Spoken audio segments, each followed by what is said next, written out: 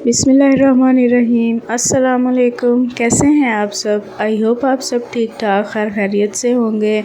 आज की वीडियो और टॉपिक बहुत इम्पोर्टेंट है और आज हम बात कर रहे हैं कैट्स में डेडलीस्ट किलर वायरस जो आया हुआ है, जिसको हम FPV भी कहते हैं। और ये कोई नया वायरस नहीं है, ये बहुत पुराना वायरस है और मोस्टली ये वायरस एक्टिव होता था जब शदीद सर्दी होती है। सर्दी जब अपने पीक पे होती है तो ये वायरस एक्टिव होता था, लेकिन अब ये वायरस जो है ये बहुत कॉमन हो गया है कैट्स में। और ये वायरस जो है वो इतना डेडली वायरस है कि अगर तो आपकी कैट जो है वो 2 ईयर्स से अबव है तो 20% चांस हैं कि वो रिकवर कर जाएगी, वो फ़ाइट करेगी इस वायरस के ख़िलाफ़। और अगर आपकी कैट 2 साल से कम है, किटन है, तो ये वायरस जो है वो उस कैट को बहुत बुरे तरीके से इफ़ेक्ट करेगा। आप हर जगह देखेंगे कि लोग ये शिकायत कर रहे हैं कि ये वायरस जो है वो उनकी कैट्स को अफ़ेक्ट कर रहा है। और अगर एक बार ये वायरस किसी कैट या किटन को लग जाए तो ये नहीं है कि सिर्फ़ वही कैट जो है वो मुतासर होगी, आपकी पूरी कैट्स को ये वायरस इफ़ेक्ट करके जाएगा। तो इस वायरस से बचने के लिए आप लोगों को बहुत एहतियात करनी होगी। ये वायरस किसी भी सूरत में घर में आ सकता है। कैट्स बाहर जाती हैं, फिर हम लोग बाहर जाते हैं तो शूज़ को लग के किसी भी तरीके से ये वायरस जो है वो हमारी कैट्स को लग सकता है। और इस वायरस से मैं देख रही हूँ कि लोग ये बता रहे हैं कि 1 नहीं 2 नहीं 8 कैट्स जो हैं वो एट अ टाइम उनकी कैट की डेथ हो रही है। सबसे पहले तो आपको सिम्टम्स बता दूं कि आप लोगों को पता कैसे चलेगा कि आपकी कैट या किटन को ये वायरस लग गया है। तो सबसे पहली जो इसका सिम्टम है वो आपकी कैट या किटन को 104 से 107 के दरमियान फ़ीवर होगा। कैट वॉमिटिंग करेगी, डायरिया करेगी, भूख बहुत कम लगेगी उसको।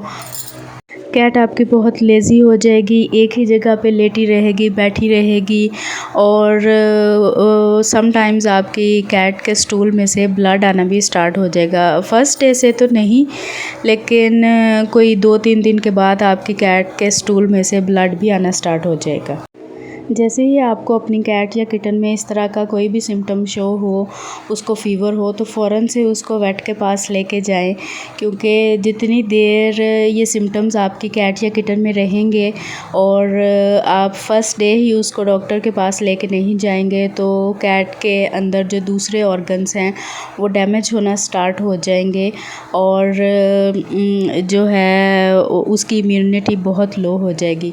और मेरी कैट जिसकी डेथ हुई थी उसको भी यही वायरस हुआ था, बट डॉक्टर्स जो हमारे इधर डॉक्टर्स हैं तो उन्होंने नहीं हमें बताया था कि क्या इशू था। मतलब ये वायरस जो है इसका जो सिम्टम्स होंगे आप डॉक्टर को बताएंगे तो वो उसी हिसाब से ट्रीटमेंट उसका करेंगे। लेकिन मुझे बाद में पता चला कि ये वायरस जो है वो मतलब जो अब सिम्टम्स मैं पढ़ रही हूँ तो सारी यही सिम्टम्स थे उसमें। तो हालांकि वो तो 2 इयर्स प्लस थी, लेकिन फिर भी ये इतना किलर वायरस के उस कैट को भी मतलब वो 3 साल की थी मेरी कैट, लेकिन वो 3 to 4 डेज़ जो है उसका ट्रीटमेंट, ड्रिप्स, इंजेक्शन सब कुछ हुआ, लेकिन वो सर्वाइव नहीं कर सकी। अब बात करते हैं कि इस वायरस का ट्रीटमेंट क्या है और क्योर क्या है, कि हम कैसे अपनी कैट्स को इससे बचा सकते हैं। तो इस वायरस का कोई भी ट्रीटमेंट नहीं है और अगर हम वेट के पास लेके जाएं तो वो जो सिम्टम्स हम बता रहे होते हैं डॉक्टर को, उसी हिसाब से वो उसका ट्रीटमेंट कर रहे होते हैं, लेकिन वो मेडिसिन जो है वो कोई असर नहीं कर रही होती, कोई इफ़ेक्ट नहीं कर रही होती कैट पे, और कैट जो है वो अंदर ही अंदर मर रही होती है। और उसका इम्यून सिस्टम इतना लो हो जाता है, इतना स्लो हो जाता है कि उसके सर्वाइवल चांस ज़ीरो हो जाते हैं। इस वायरस से बचने का एक ही तरीका है और वो है वैक्सीनेशन। आप अपनी कैट या किटन की as soon as possible vaccination करवाएं। जैसे ही आपका किटन 3 मंथ्स ओल्ड हो जाए और जो इससे बड़ी कैट्स हैं तो आप उनकी फ़ौरन से वैक्सीनेशन करवाएं। और वैक्सीनेशन के लिए 3 महीने के बाद जो है वो एक डोज़ लगती है और उसके बाद 21 दिन के बाद बूस्टर शॉट लगता है और फिर हर साल जो है वो वैक्सीनेशन होगी। मतलब जिस डेट को पहले आपने वैक्सीनेशन करवाई है, जिस वेट से आप वैक्सीनेशन करवा रहे हैं, वो वैक्सीनेशन कार्ड, एक स्केड्यूल कार्ड जो है वो आपको बना के देंगे, तो उस कार्ड के हिसाब से फिर आपने वैक्सीनेशन करवानी है। और अगर आप लोग ये सोचते हैं कि वैक्सीनेशन करवाते ही आपकी कैट में इम्यूनिटी डेवलप हो जाएगी, तो ऐसा कुछ नहीं होता।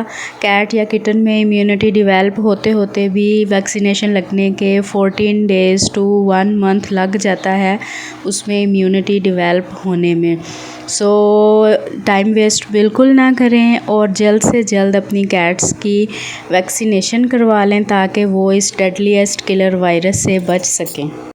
अगर खुदा न खास्ता आपकी कैट को ये वायरस लग गया है और उसको फ़ीवर है और रात है और कोई भी डॉक्टर अवेलेबल नहीं है, तो आपने क्या करना है कि कैट्स के जो पॉज होते हैं, पंजे होते हैं, पैर, वो छोटा छोटा हिस्सा जो है वो मतलब पंजों से ऊपर थोड़ा हिस्सा उसको गीला कर देना है, या आप कूलिंग पैड पे उसको लिटा के उसका फ़ीवर कम करने की कोशिश करें, या स्प्रिट लेके तो वो कॉटन पे लगा के उसके कानों पे या सर पे रख दें या उसके पॉज पे लगा दें।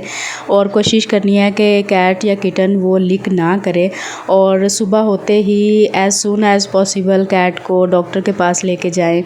तो अगर ये वायरस डायग्नोस हो जाता है तो फिर उसकी एंटीबायोटिक्स लगेंगी, उसको मेडिकेशन उसकी होगी और जो सिम्टम्स शो हो रहे होते हैं उसके अकॉर्डिंग वो ट्रीटमेंट करते हैं। तो आप लोगों ने अपनी कैट्स का, किटन्स का टेम्परेचर चेक करते रहना है, बहुत ख़याल रखना है कि ये वायरस जो है वो उन पर अटैक ना कर सके। और अगर खुदा न खास्ता, अल्लाह ना करे आपकी कैट को ये वायरस लग जाए, तो देर बिल्कुल नहीं करनी और फ़ौरन से डॉक्टर के पास लेके जाना है। सो आई होप आपको मेरी आज की बातें, आज का टॉपिक समझ आ गया होगा। तो अगर आप अपनी बेबीज़ की, कैट्स की जान बचाना चाहते हैं तो बहुत ध्यान रखें इनका और अपने डॉक्टर से इन टच रहें और इनका ट्रीटमेंट जो है वो बर वक्त करवाएं। आई होप आप सबको वीडियो अच्छी लगी होगी। वीडियो अच्छी लगे तो वीडियो को लाइक, शेयर और मेरे चैनल को सब्सक्राइब करना मत भूलिएगा। मुझे दीजिए इजाज़त, अपना ढेर सारा ख्याल रखिएगा। अल्लाह हाफ़िज़।